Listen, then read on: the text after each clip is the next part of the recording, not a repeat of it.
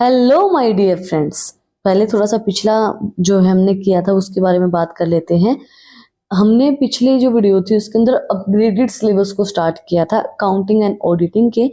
तो उसके अंदर हमने बात की थी कि अकाउंटिंग का मतलब क्या होता है, उसका पूरा मीनिंग हमने समझा था।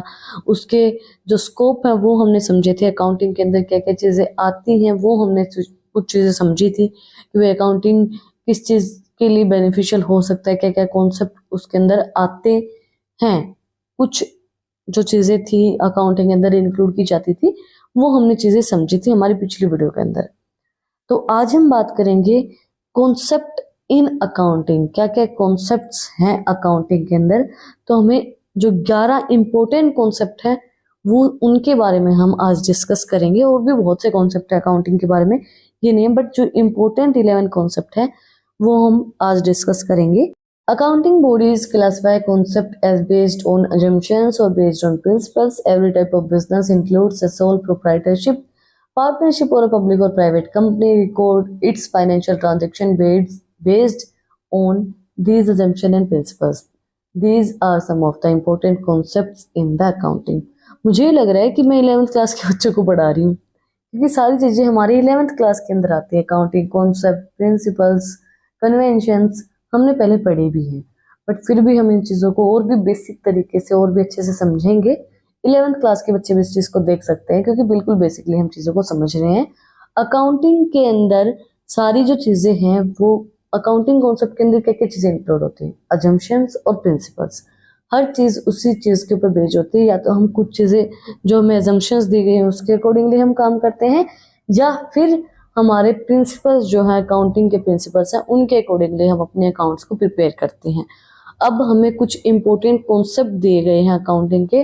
फर्स्ट दिया गया है हमें business entity concept. The business entity economic entity और separate entity concept assume that a business is independent of its owners. A business may not record its ownership, personal expenses, income, liability, and assets. It aid in tracing a business expenses, income, and tax deduction without any ambiguity. In addition, it safeguard a business ownership, personal finance, and help build their credit worthiness. It reflect cash flow and financial position more accurately. These clear discussion help stakeholders and creditor take appropriate business decisions based on company's performance rather than the ownership financial position. देखो, simple सरल भाषा के अंदर मैं आपको समझाऊं, business entity concept के अंदर हमें क्या दिया गया है कि अब देखो, मेरे कोई एक्सपेंसेस हैं, मेरे खर्चे हैं भाई, मैं कम से कम एक महीने के अंदर 1 लाख रुपए उड़ा देती हूँ, ठीक है। फिर मेरे पास एसेट्स हैं, मेरे पास 2 बंगले हैं। एग्जाम्पल दे रही हूँ मैं, ऐसा कुछ है नहीं वैसे। तो मेरे पास 2 बंगले हैं, ठीक है। अब मेरे एसेट्स भी है मेरे पास, भाई मेरे पास कम से कम 1 किलो चांदी है, 1 किलो सोना है। फिर लाइबिलिटीज भी, मेरे खर्चे भी, मेरी गाड़ियाँ पेट्रोल खाती हैं, ये सब खाती हैं, ये सब चीजें हो गई। ये एक बिजनेसमैन के पास होती है, मेरे पास नहीं है। अब ये सब चीजें हैं। अब अगर मैं डूब जाती हूँ, अब मेरी कंडीशन ऐसी हो गई भाई, मेरे खर्चे ज्यादा हो गए हैं और मेरी इनकम कम है, मेरे पास पैसे है ही नहीं, मेरा मतलब सब कुछ, भाई मेरा जो बंगला है वो भी नीलाम हो गया है, मेरी कार भी बिक गई है, मेरे पास जो गहने थे वो भी चले गए हैं। अब क्या बताया गया है इसके अंदर, कंपनी है, अलग से चल रही है, उसका मुझसे कोई लेना देना नहीं है। अब मैं अगर डूब जाती हूँ, मेरे पास जैसे फॉर एग्जांपल कोई भी अनफॉर्चुनेटली कुछ भी कंडीशन हो जाती है, मेरे पैसे कोई लेके भाग गया, ठीक है। मेरे पैसे लेके भागा है ना, कंपनी के नहीं भागा, है ना। कंपनी का उससे क्या लेना देना है, कंपनी का उससे कोई लेना देना नहीं है। कंपनी के पैसे अलग हैं, कंपनी अलग है। मैं आपको क्या समझाना चाह रही हूँ, company is a separate legal entity, business is a separate legal entity. Business अलग है, ओनर्स अलग है, ओनर्स की अलग लाइबिलिटीज हैं, ओनर्स की एसेट्स अलग हैं, ओनर्स की जो खर्चे हैं वो अलग है, एक्सपेंसेस अलग हैं, और कंपनी के अलग है। कंपनी को ओनर अगर डूब रहा है, ओनर के पास पैसे नहीं है, ओनर के पैसे कोई लेके भाग गया है, कंपनी को उस बात से फर्क नहीं पड़ेगा। तो ये चीज एक बिजनेस एंटिटी के अंदर बताई जाती है कि business is an another thing. Business के अंदर कोई फर्क नहीं पड़ेगा अगर जो जो इंसान है, जो बिजनेसमैन है, जैसे मैं हूँ, मेरे पैसे कोई लेके भाग गया है या मेरे पैसे किसी ने खा लिए हैं और मेरे पैसे कहीं डूब गए, वो मेरे पैसे थे, कंपनी के नहीं थे। तो शेयर होल्डर्स जो हैं, वो इन्वेस्टर्स जो हैं, वो इस बेसिस पे तो मेरे कंपनी में पैसा नहीं लगाएंगे कि मेरे पैसे कोई लेके भाग गए हैं, है ना। वो इस बेसिस पे पैसा लगाएंगे कि कंपनी की कंडीशन क्या है, कंपनी कैसी चल रही है। अब कंपनी अप में चल रही, कंपनी प्रॉफिट कमा रही है और मेरे पैसे कोई लेके भाग गया भाई, तो उसमें इन्वेस्टर्स को क्या फर्क पड़ेगा, कंपनी तो प्रॉफिट कमा रही है ना। मेरे साथ क्या हो रहा है वो it doesn't matter.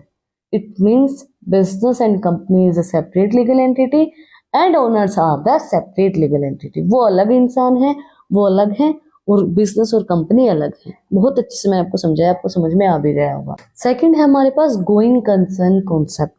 Going concern concept prescribe that accounts prepare financial statement on the assumptions that a business may continue its operation for the foreseeable futures. Under these concept, the definition of foreseeable futures is period of 12 months from the end date of the reporting period. If a business owners or the management is investing in scaling down business operation is to zero, they cannot apply to going concern concept for accounting. Accountants may no longer apply the going concern concept if a company is unable to pay dividends, unable to raise credit from bank and financial service, facing loss and negative operation cash flow, facing an adverse financial position, unable to pay back critical debts, facing an unfavorable legal or regulatory action against it. Going concern concept हमें assumptions के ऊपर बताता है कि assumptions के ऊपर हमारी accounting काम करती है। इसका मतलब क्या होगा कि जैसे फॉर एग्जांपल आज आपने मेरे को ये बोला, आज 27 तारीख है, 27 जुलाई, आज आपने बोला कि मुझे अकाउंट्स रिपोर्ट दो, मैंने आज आपको रिपोर्ट दी। अब गोइंग कंसर्न कंसेप्ट हमें क्या बताता है कि जो अगली रिपोर्ट है वो 12 महीने के बाद ही दी जाएगी। मतलब अगले साल मैं 27 जुलाई को ही आपको वो रिपोर्ट दूंगी, 12 मंथ्स के बाद ही। वो अजम्पशंस है उसकी, भाई आज दी तो 12 महीने के बाद उसको दिया जाएगा। उन अजम्पशंस के ऊपर बेस्ड होती है हमारी अकाउंटिंग। ये हमारा गोइंग कंसर्न कॉन्सेप्ट बताता है। भाई अगर आप उस चीज़ को फॉलो नहीं करते हो तो आपके फाइनेंस के अंदर दिक्कत आएगी, बैंक आपको फाइनेंस नहीं प्रोवाइड करवाएगा, आपकी जो फाइनेंस की कंडीशन, आपके बिजनेस की कंडीशन आपके अगेंस्ट चली जाएगी, जो आप चाहते वैसा बिजनेस आपका नहीं चल पाएगा, आपके डेट्स ज़्यादा हो जाएंगे। वो सब चीज़ें आपकी हो सकती है अगर आप अजम्पशंस को या गोइंग कंसर्न कॉन्सेप्ट को फॉलो नहीं करते हो तो। थर्ड हमारा कॉन्सेप्ट दिया गया है money measurement concept. This is an account concept based stipulated that companies record only those transactions that they can quantitative and means in terms of money value to a transaction.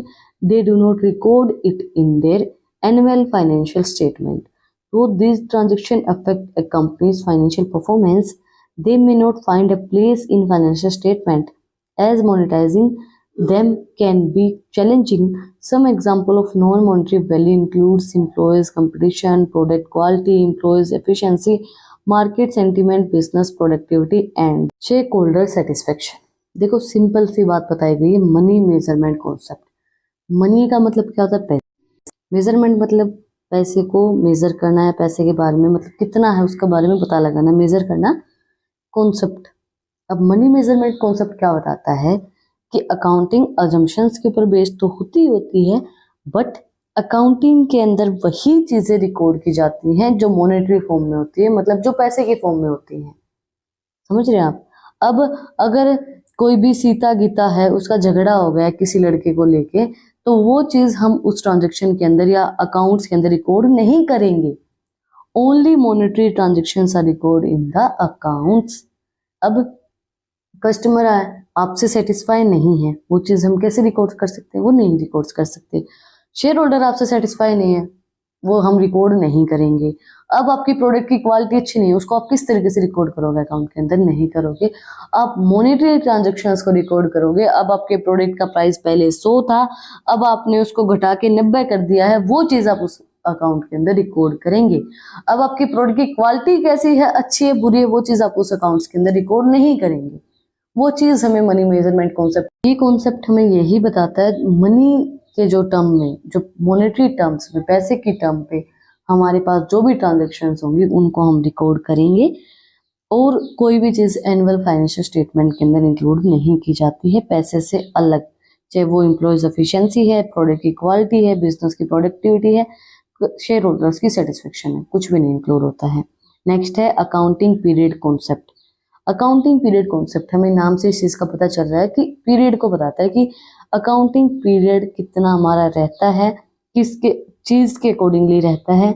The accounting period concept prescribe a time frame with in which a business record and report its financial performance to the preview of internal and external stakeholders. An accounting period of a company may coincidence with the fiscal years, and a company determine a time frame for internal reporting, like 3 or 6 months to prepare monthly financial report to analyze their cash flow position. The management can determine a convention accounting period for internal report, but the reporting for investor, government and tax purpose is typically for the period of 1 year. देखो simple सी इसने बात बताई है accounting period के बारे में। आप सभी को इस चीज का पता होगा अकाउंटिंग पीरियड जो है हमारा वो 1 अप्रैल से 31 मार्च तक होता है, और हमारा जो हम नया साल जिसको बोलते हैं वो भी 1 अप्रैल को स्टार्ट होता है। सारे अकाउंट क्लोज होते हैं 31 मार्च को, और 1 अप्रैल को हमारे सारे अकाउंट्स फिर से बनाए जाते हैं, फिर से स्टार्ट किए जाते हैं। ये तो हमारा पीरियड दिया गया है गवर्नमेंट या इन्वेस्टर्स, ये इनके रिलेटेड है। बट जो हमें फाइनेंशियल स्टेटमेंट तैयार करनी होती है उसके लिए हमें पहले ही बताया जाता है 3 या 6 महीने में दिए जाते हैं कि आप 6 महीने के अंदर या आप 3 महीने के अंदर अपनी फाइनेंशियल स्टेटमेंट तैयार कर लीजिए, ताकि हमें ये पता चले कि आपके कैश का इनफ्लो और आउटफ्लो कितना है, कितना कैश आपके पास आ रहा है, कितना कैश आपके पास से जा रहा है। उस चीज को मेजर करने के लिए हम अकाउंटिंग कॉन्सेप्ट का यूज करते हैं। और अकाउंटिंग पीरियड कॉन्सेप्ट हमें पीरियड को बताता है कि कितना टाइम पीरियड हमारे पास होता है, हम उस चीज को मेजर करने के लिए, फाइनेंशियल स्टेटमेंट को मेजर करने के लिए, कैश के इनफ्लो आउटफ्लो को मेजर करने के लिए। नेक्स्ट है accrual concept. Accrual is a fundamental concept that guides how a business can record cash और credit transaction. Under this concept, a business record a financial transaction in the period it accurate. It does not consider whether the business pay or receives cash at the time of the transactions, or if the pay cash after a certain period. For example, a company record a credit purchase at the time of purchase rather than when it pays back the sellers. This help record and report income, expenses, liability and receivable accurately. All modern account systems follow the accrual concept in recording financial transaction. Accrual concept हमें 2 चीजें बताता है, cash और credit transactions को किस तरीके से हमें रिकॉर्ड करना है। दूसरी चीज क्या बताता है कि आपकी liabilities, assets, receipt, income, receivable जो चीजें हैं वो कितनी है, क्या क्या चीजें हैं, वो आपको किस तरीके से पता चलेगा, एक्यूरेल कॉन्सेप्ट की हेल्प से पता चलेगा। इन्होंने एग्जाम्पल क्या दिया है, बहुत अच्छा एग्जाम्पल दिया है। अब फॉर एग्जाम्पल, अब मुझे कोई इंसान है, मेरी कोई फ्रेंड है या मेरा कोई दोस्त है, वो मुझसे 5,000 रुपये उधार में लेके गया है, ठीक है।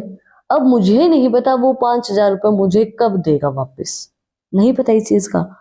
अब जब मैं मेरे अकाउंट्स प्रिपेयर कर रही हूँ, जब मैं ये हिसाब लगा रही हूँ भाई मेरे 1 महीने में कितना खर्चा हुआ, तो मैं क्या लिखूंगी उसके अंदर कि 5,000 रुपये फलाने को मैंने दिए, 5,000 रुपये मेरे फ्रेंड को मैंने दिए, 5,000 रुपये मेरी फ्रेंड को मैंने दिए, वो चीज़ मैं उसके अंदर लिखूंगी।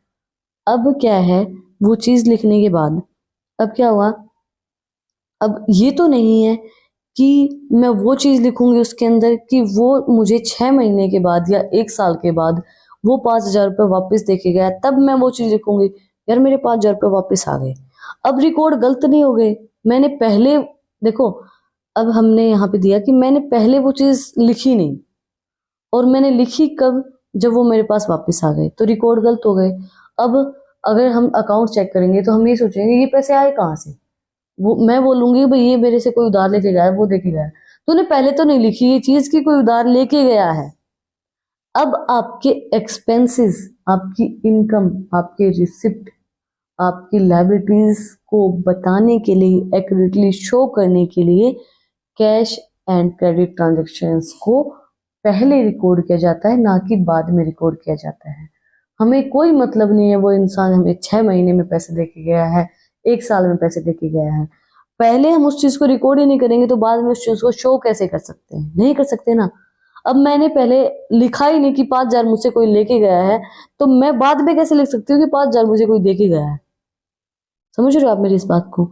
तो हम फर्स्ट उस चीज को लिखेंगे ताकि मुझे पता चले मेरे खर्चे कितने, मेरी लायबिलिटीज कितनी, मेरी एसेट्स कितनी है, मेरी इनकम कितनी है। उसके बाद ही तो हम रिसीवेबल्स को लिख सकते हैं कि भाई ये चीज मुझे रिसीव हुई है। अब मुझे पता ही नहीं है, जब मैंने लिखा ही नहीं तो हम कैसे लिख सकते हैं कि ये चीज मुझे रिसीव हुई है?